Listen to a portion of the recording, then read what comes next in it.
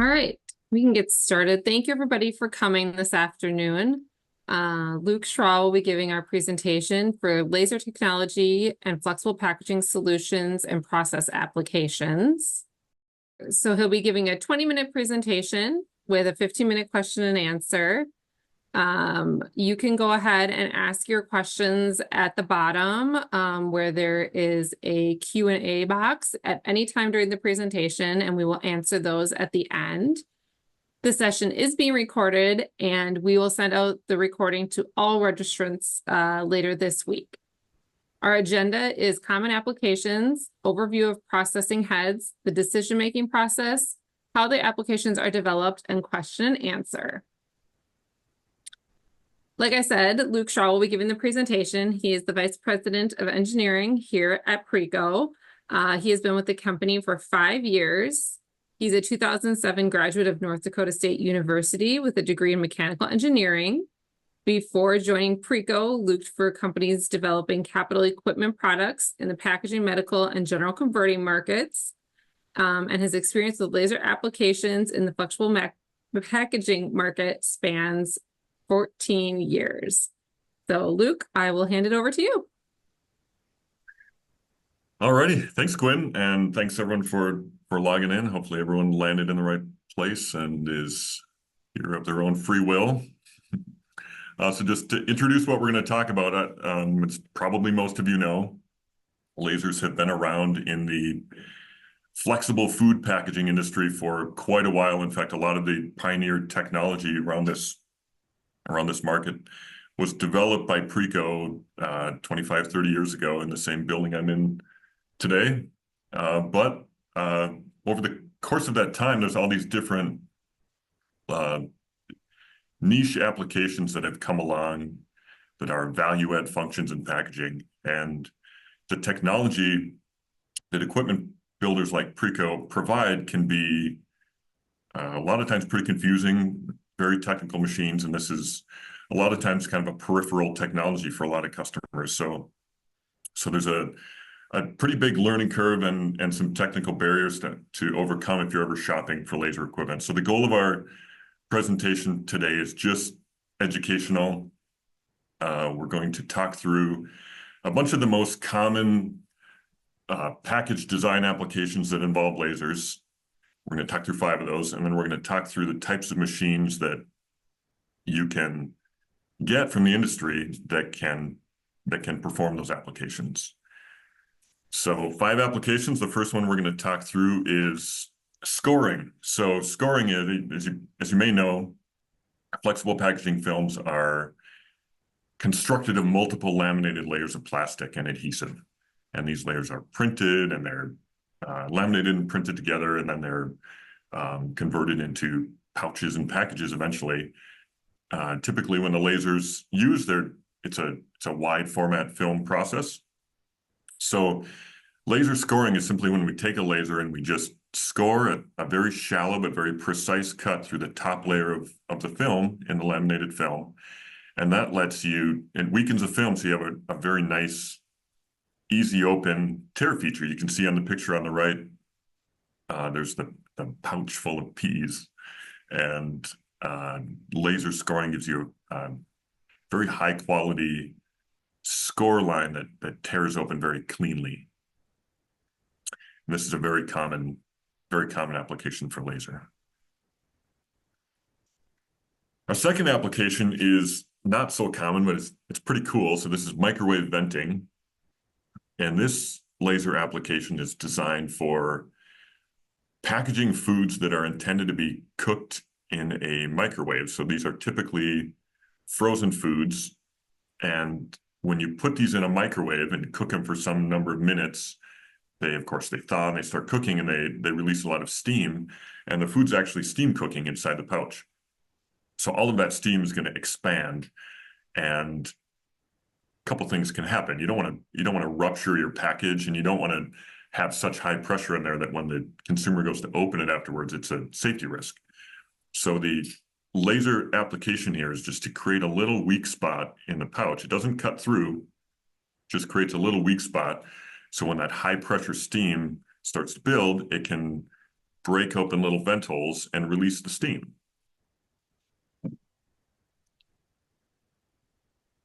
The third application we'll talk about is microperforation. This is probably the most common laser application in food packaging. And as the name implies, it just means drilling very small holes. So these are holes that are cut into the packaging film before the pouches are made. And these holes will be typically in the range of 30 to 300 microns. So very, very tiny. And people use this application for typically two reasons. The first is for extending the shelf life of fresh produce. So if you can exchange the CO2 and the oxygen that's developing in the CO2 that's developing in the food package, you can dramatically extend the shelf life before the food starts to spoil. And then the second application for microperforating is if you're going to transport let's say a bag of chips over the Rocky Mountains in a truck at high elevation, that bag is going to expand because of the pressure change. And again, you want to vent some of that gas out so you don't rupture the package. So those are super common application. It's done all the time by many converters. The fourth application is macroperforation. So this is the process with a laser of cutting large holes into packaging film.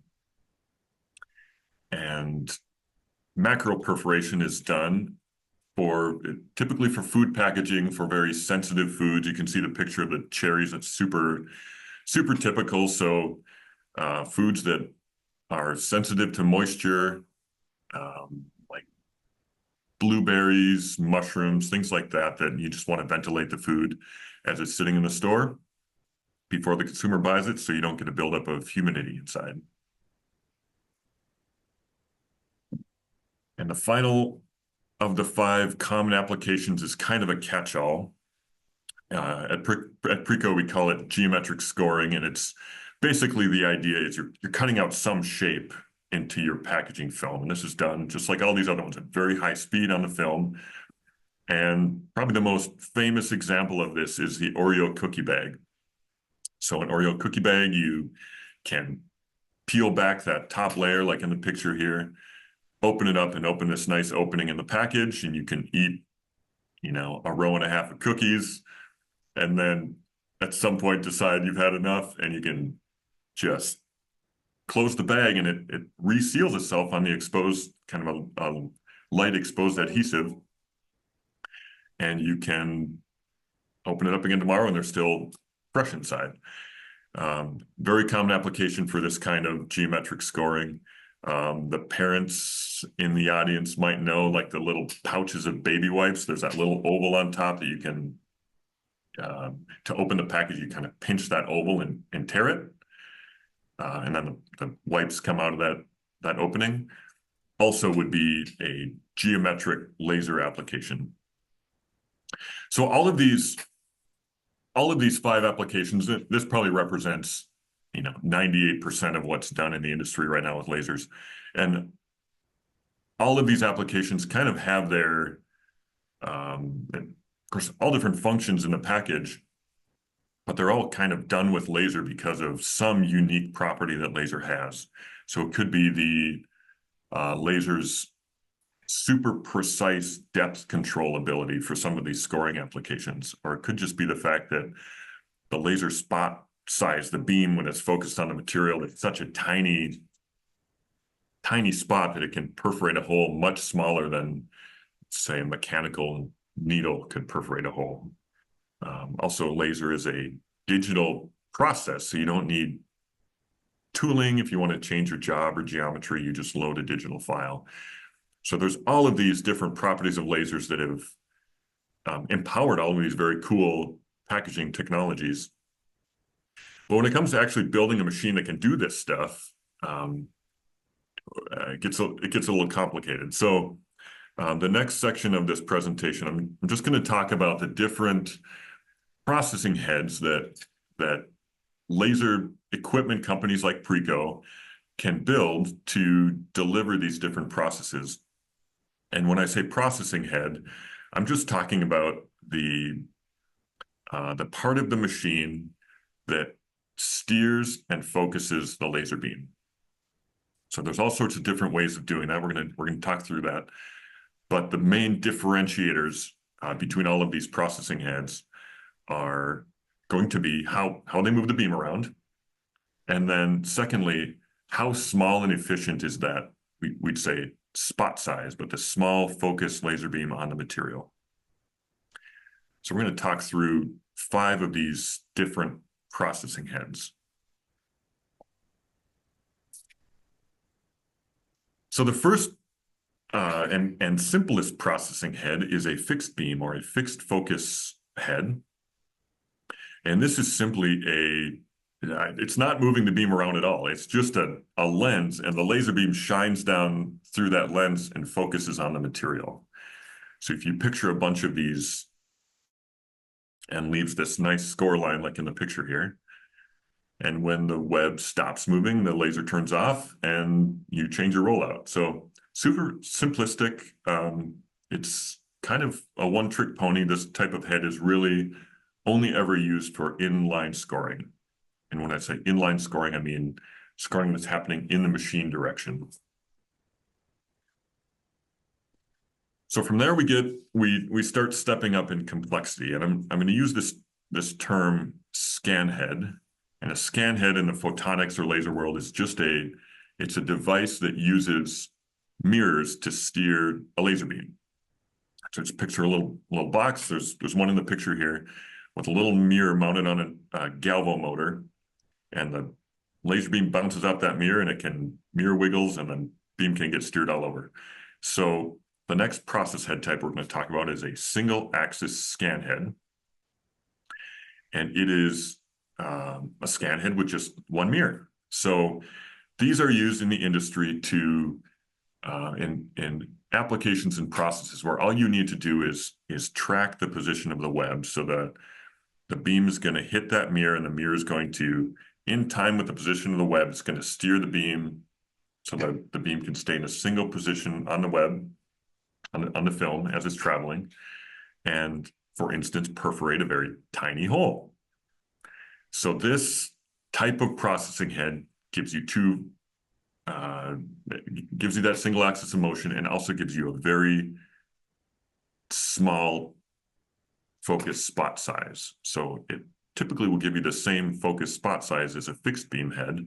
So it's really good for applications like inline scoring, great at venting, and also best in the business at micro perforation. So it can get these very, very tiny holes. The next head we're going to talk about is a 2-axis scan head. So this is just a scan head with 2 mirrors mounted on motors, and the laser beam can bounce off both those mirrors, and the mirrors will steer the beam around in a little processing field that's focused right on the material. So you can start cutting out shapes. You can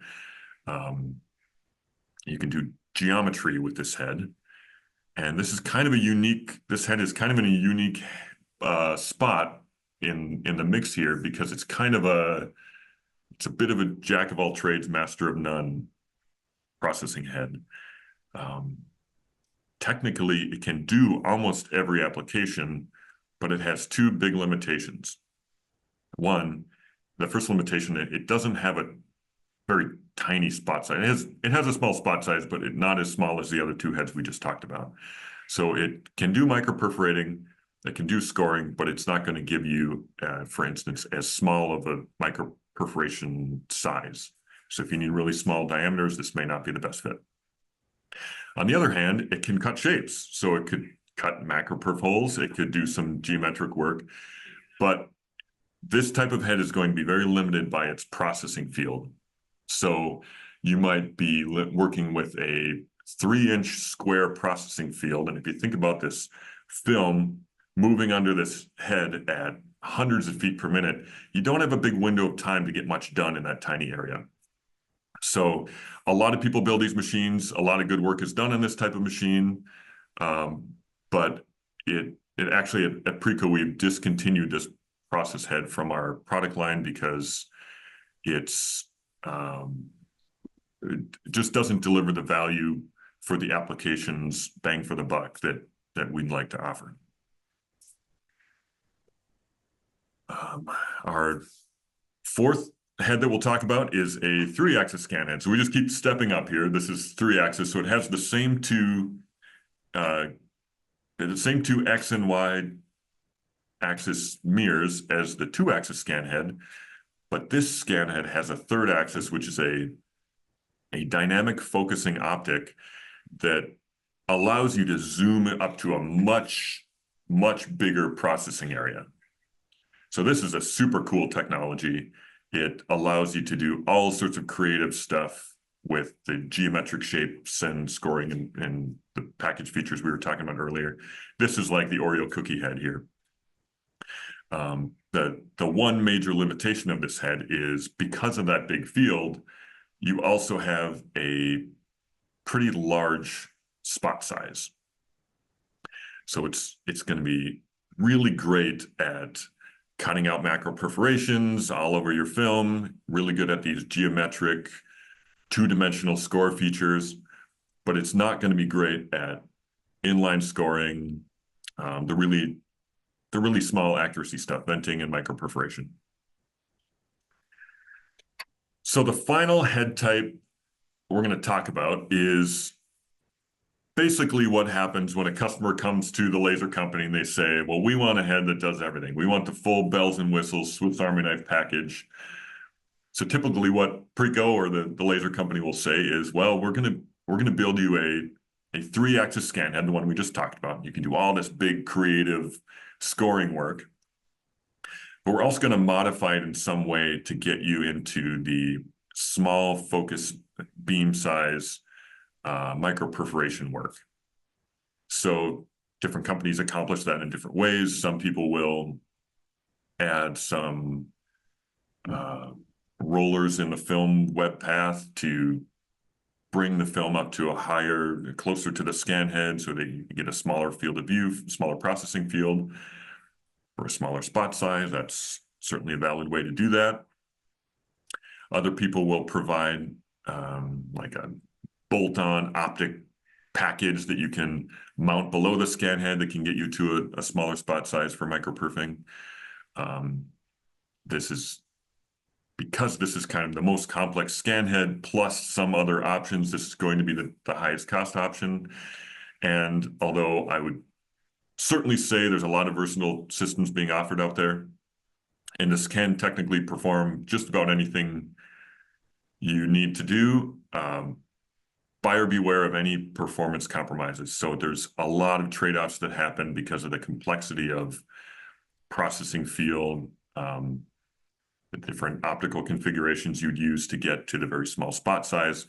So just make sure you know what you're buying and you've done the due diligence with your laser company. We'll talk a little bit more about that too before we're done here. So those are the 5 processing heads. There's those will get built into systems, and there's a lot of other factors here too. The power level of the lasers, the wavelength of the lasers, the quantity of lasers. So there's a lot that goes into the full spec of a machine.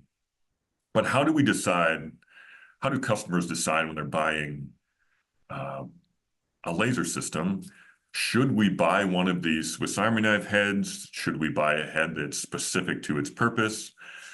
And here's some factors that you can consider. So the number one factor, especially between the, let's say, single-purpose heads versus the versatile multi-purpose heads, is going to be the volume in your business for your applications. So if you just do a ton of work with fresh produce producers and all you ever need is microperforation, and you can justify a machine or more with all of your microperforation work, it makes the decision really easy. You can just focus on that.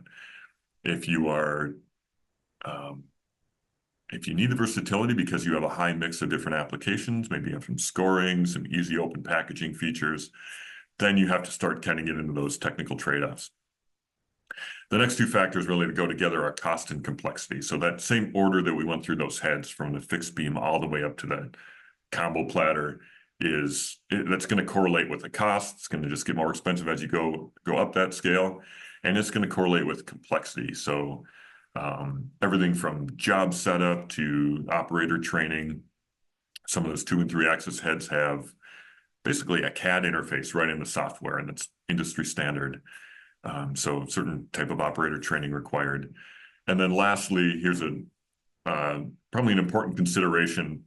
A lot of these laser companies, Preco included, have standard equipment lines. We have pre-engineered systems that kind of fit the 80% of what customers need for their applications. But people come all the time with wildly different applications that just don't fit the standard. And in those cases, if they can justify it, if their business needs it, they buy a custom design. Totally an option. A lot of those designs will use the same reliable components, but it's just going to cost more and it's going to take a little longer just because of the engineering that needs to be done. And like I said, so we've talked a lot about the processing heads. There's a lot of other considerations, laser power, wavelength, all these other questions. Hopefully this talk has somewhat simplified some of this technology, but don't ever feel like you need to go into this purchase alone, and feel free to work with your laser company, whoever you're shopping with. Expect a lot from them, because this needs to be, there's a lot of technical decisions to make, and they need to be a partner to you in deciding what's the best fit for your business. So at Preco, we have we have in-house production machines. We have a lot of a pretty seasoned applications team and a lot of capabilities for developing applications. And so that gives us a pretty robust process for developing these applications. I'll just describe our process. So when a customer comes to us with a request for quote or a question about a new opportunity they're trying to quote, hey, might need a laser machine to do this. Our rule is we always prefer to test the customer's application on their actual material. And we do that most of the time on the actual hardware, the actual system type that we're trying to sell to them. And once we get some data from those tests and get some results to send to them and have them evaluate, then we can start having the conversation to spec the appropriate head, the appropriate machine configuration, and the more open information exchange there can be between Preco and our customers, the better we can inform them about any performance trade-offs, cost benefit either way, of whatever machine configuration they want. So really, if our customers win, we're winning too. So it's in everyone's best interest here to make sure that the machine is doing exactly what the customer needs, and the customer is building a business case around this thing. And these are expensive technical machines that need to perform. So bottom line, and certainly very important for Preco, is that once we've done all that testing, we propose this solution, the customer goes ahead with it. We build right into that agreement, we build these performance criteria for that piece of equipment based on that testing work that was done. And we use that same criteria to validate the machine after we build it and before we ship it to our customer. So they can sign off, they can see the results, lines up with the initial testing. And then after install, we repeat that same test again. So it's a really start to finish from first inquiry all the way through. It's all about the applications and making the right solution for the customer. So from there, I will hand back to Quinn for Q&A. Thanks, Luke. So if anybody needs to get a hold of Luke or wants to get a hold of Luke to talk about any of this, his information is on the screen. Like I said, we will send this out to everybody as a recording, and his information will be included in there if you guys want to reach out to him at all. We do have a couple questions, so if anybody has any right now, go ahead and type those into our question or Q&A box at the bottom. So our first question, Luke, is when you're microperforating big holes, What happens to the material that gets cut out? Oh, good question. Yeah. Okay. So this would be like macro perforating the holes that are roughly a quarter inch in diameter. So when you're doing that, you're cutting these holes and they're being cut at, I mean, you know, if you have multiple lasers here, this could be dozens of holes per second being cut. So you pretty quickly have a confetti problem if you can't manage those slugs or the waste that's being created. So typically, and this is not unique to Preco, typically the equipment companies will build a vacuum system underneath the film right in that laser process area so that immediately when the slug is cut out, it gets evacuated by vacuum. Perfect. So next question, you mentioned a hole size range of 30 to 300 microns for microperforations. I've been told that it's impossible to go smaller than 50. So can you comment on that? Sure. Yeah. So there's some like laws of physics boundaries that have just that kind of define the spot size that you can get down to with the industrially available equipment that kind of everyone can use. So there's kind of these the whole industry was really struggling with that 50 or 60 micron barrier, which is fine for most people. Most microperfed holes are in the 80 to 150 micron range, but really sensitive, especially leafy greens, sliced apples, things like that. Really sensitive foods, especially in small packages, can really benefit from smaller holes. So it is possible. There are ways, and Preco has a patented technology for getting down smaller than that 50 micron barrier. Currently we're around 30 microns with our optical configuration. Perfect.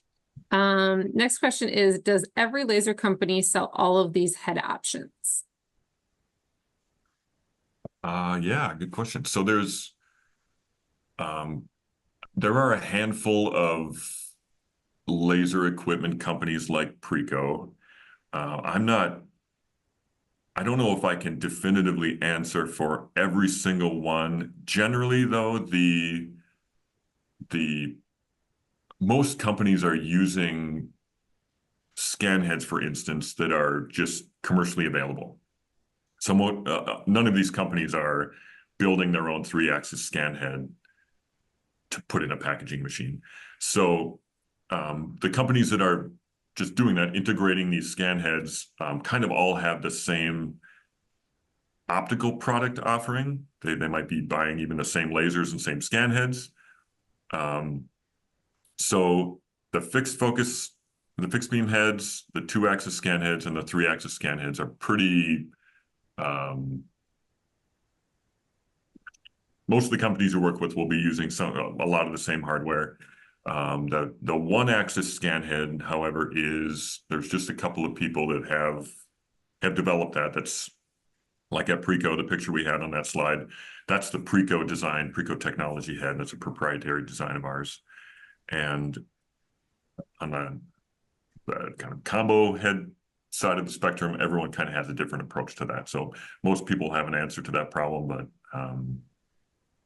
not everyone's answer will be the same. Perfect.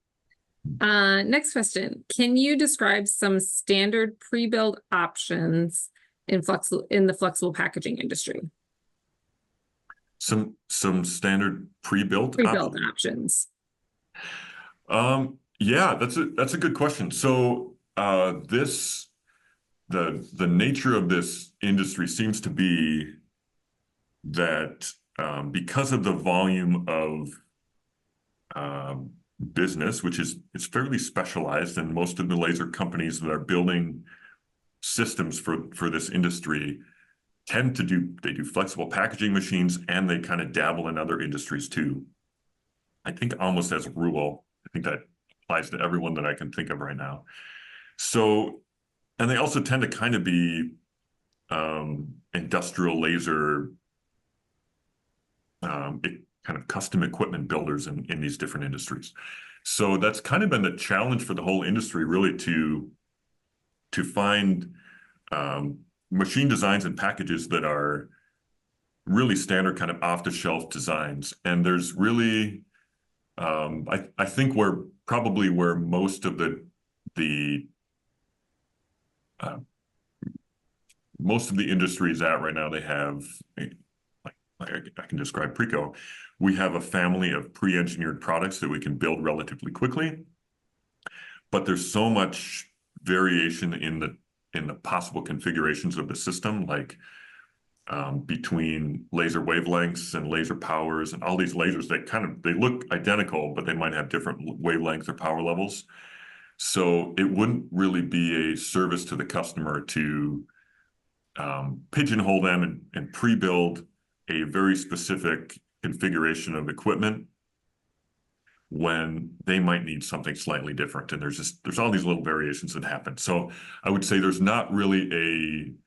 hasn't been a strong demand for off-the-shelf machines, pre-built machines, but they can go together. If you buy something that's right in the middle of a standard design, they can go together pretty quickly. Thank you. Next question. In the geometric scoring example, you mentioned the Oreo cookie box used light exposed adhesive. Could you elaborate a little bit more about the process and what kind of light adhesives are used?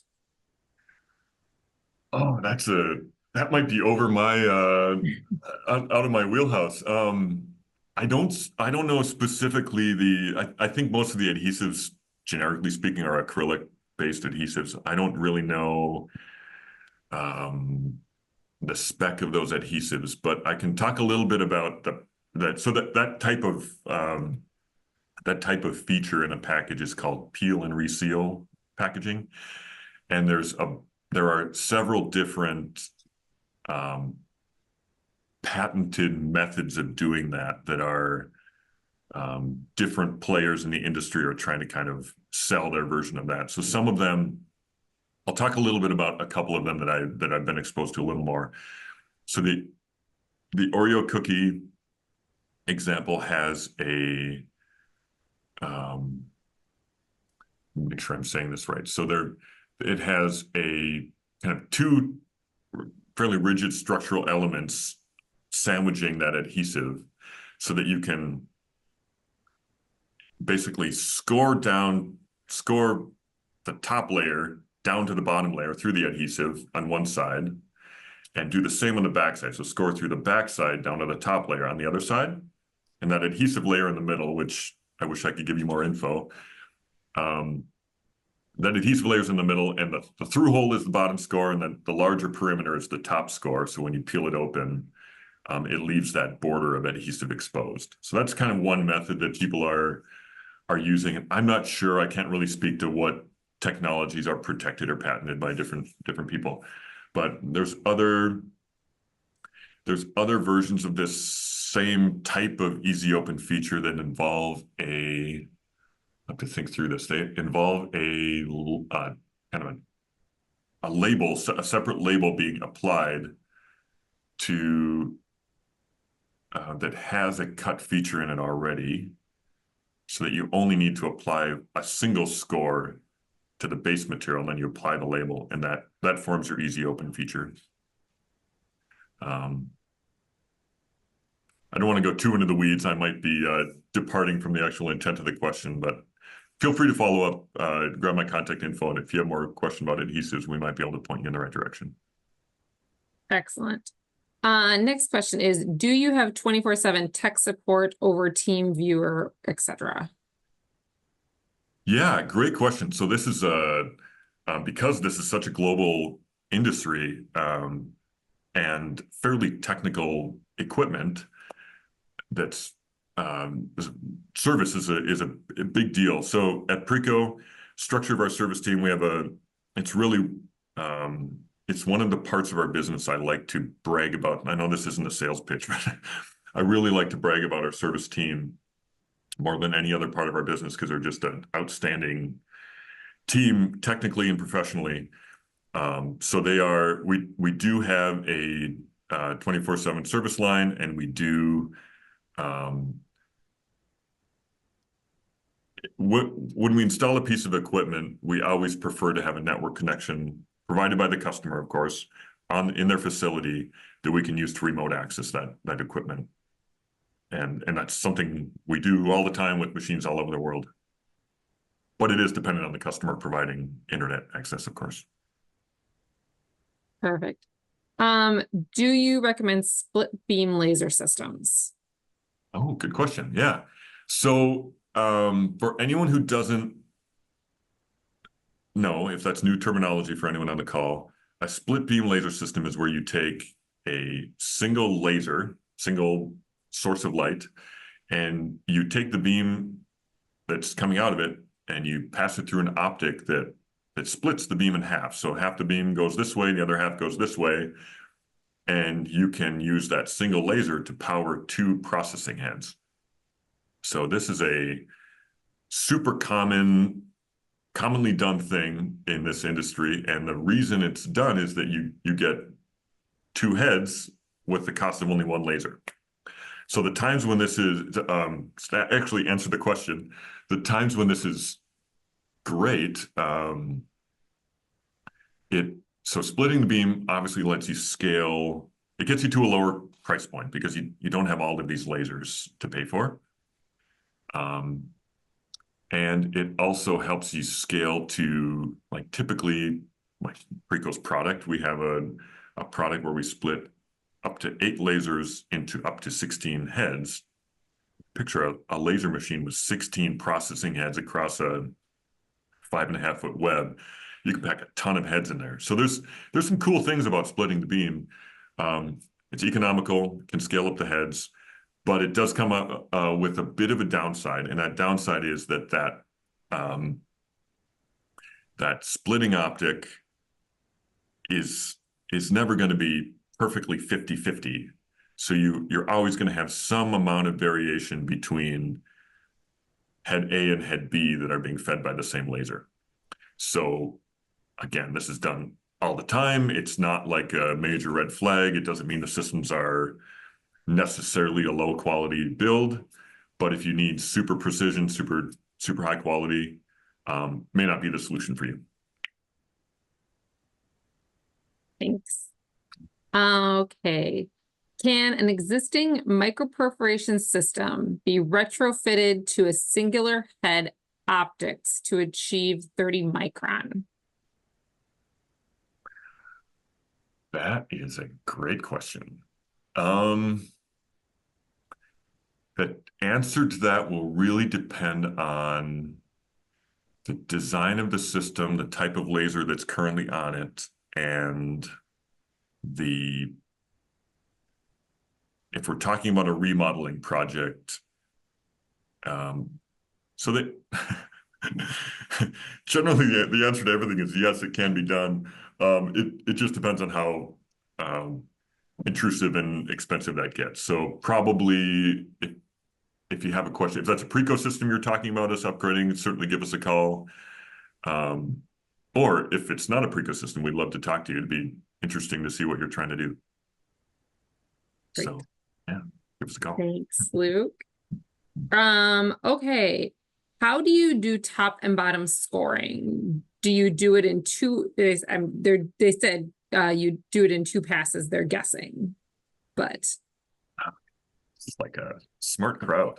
really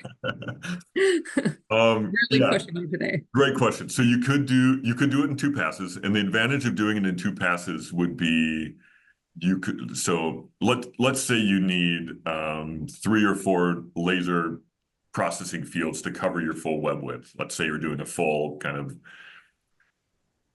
master role converting operation, and you're trying to cover the full web width with let's say 4 laser modules. If you double pass your material through that and you flip it over so you can get to the backside, you can accomplish that process with only a 4 laser system. I haven't seen it done that way. It's certainly possible. There's no barriers to that. It would work just fine. The only ways I've seen this done are, if I had a whiteboard behind me, I would draw it out. But if you picture passing through the laser cutting on this side of the material, and then you bring the laser, or you bring the material, let's say up and over and around. So now the next bank of lasers, so there are 2 banks of lasers. The second bank of laser would be hitting the backside of the material. I hope that was clear. And then you can do that in a single pass, but it involves some kind of convoluted web path, film path through the machine. And I've seen it done that way a few times. Excellent. Next question. What is the max distance between the split laser before it starts to affect the beam quality? Oh, good question. I would say, I don't know if there's a good rule of thumb for maximum distance. Generally, the beam quality, I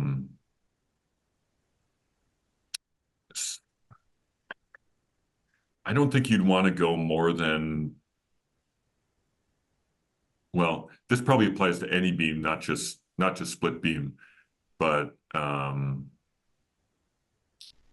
if you have, so I'm filling in some gaps here, and maybe this isn't what the question is, what they're getting at, but typically a split beam system in the packaging industry, most of the people that are building those will have, or maybe all of them, will have the beam traveling through open air for a certain span. And they do that because these processing heads need to move around, so you can't really build a fixed tooling around the head positions. So if that's what you're referring to, I would say, from my experience, I think I've seen this work just fine without degrading the beam through that open air, like unprotected, so say it's humidity or whatever that's degrading the beam, for the full 5-foot width of the material. I haven't seen an open beam path go much farther than that, so I don't have a lot of experience there. But if the beam, on the other hand, is not going through open air and it's typically the laser beams will be protected for safety reasons, but also for just keeping the integrity of that beam. We want to purge the beam path with very non-humid air. So if you can do that, you can kind of run, if the air is dry enough and your optics are clean, you can kind of run as long as you'd ever want to. I don't think I've gone more than 30 feet personally, but the commenter said that he was told around 12 inches. Oh, interesting. If you could clarify, are you talking about an open air exposed beam, or maybe I'm not quite understanding the question. You can add that comment later. We can come back to it if you want. That's actually, oh, yes, open air. Okay, great question. Okay, so I think I still stand by the comment. We've got systems that have very good performance. We are running validation on one on our floor right now, and it has, I think you could probably extend that for 5 feet of open air. And that's also common in our in-house production too. One comment I'd make though is that if you don't condition the beam well before it hits that open air stretch, there are optics that you can use to condition the beam and get it to be the right size and shape coming right out of the laser. If you don't do that, you might be dealing with a suboptimal beam to start with, and you can't degrade much before it starts affecting performance. So the commenter mentioned they have one and it seems to affect alignment over 17 to 24 inches. Okay. We could probably take that offline. If you want to shoot me an email about that, I'd love to talk more to understand what's going on. Perfect. That's actually the last question we have. So if, Cool. give it another minute or so, maybe a little less. If anybody has any other questions to ask, Luke? Going once? All right. So if you have any other questions, like I said, go ahead. You can shoot Luke an email, and he'd be more than happy to answer any questions for you. Otherwise, that concludes our webinar today. Thank you all for joining us. And like I said, we will send out a recording of this later this week. Thank you. Thanks, everyone.